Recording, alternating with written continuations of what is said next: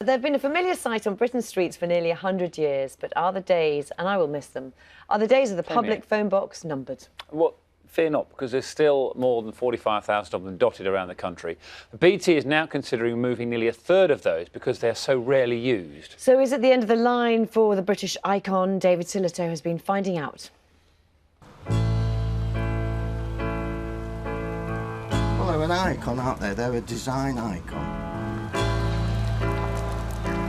It's a crying shame to see them go. This to you then is a work of art? Yep, massively.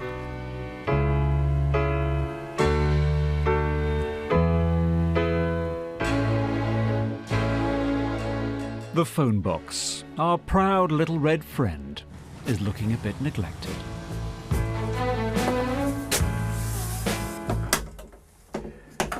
Yes, it might be a design classic, but as you can see, it's seen better days. The cobwebs in here tell the full story, because the number of calls made from this particular box over the last year, 0.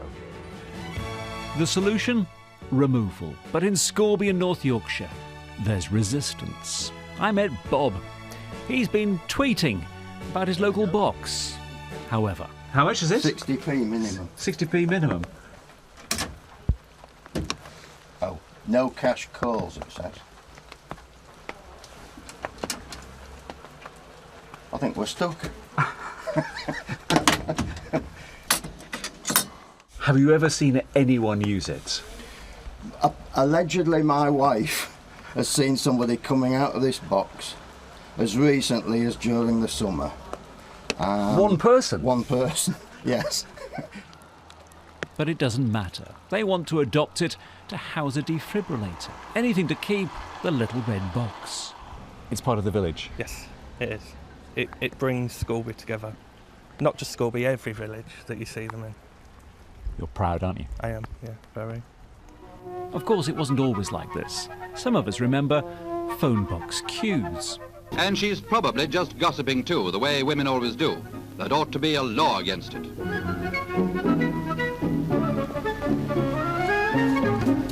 Yes, times change. But here in Ampleforth, a place where the phone signal can be, shall we say, patchy, Nicky and Peter from the White Horse do use theirs when the landline fails and they want to call BT. Well, I ring BT from here. And some aren't used for other reasons. It's happening all over now with the telephone box, even in the villages.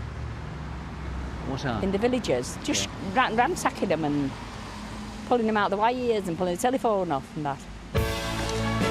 So these are, what are these ones we're looking at? These? Those are K2s. K2s? Yeah.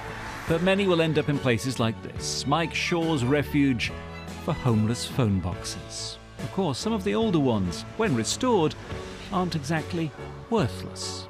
So what's the top price you've seen for one of these? Well, I know a man that bought one from somebody down south, and I think he paid about 18,000. 18,000? Yes, yeah. It's not junk we're talking about here, is it? No, we're talking about gold dust. The phone box. There's a lot of love out there, but its era is over.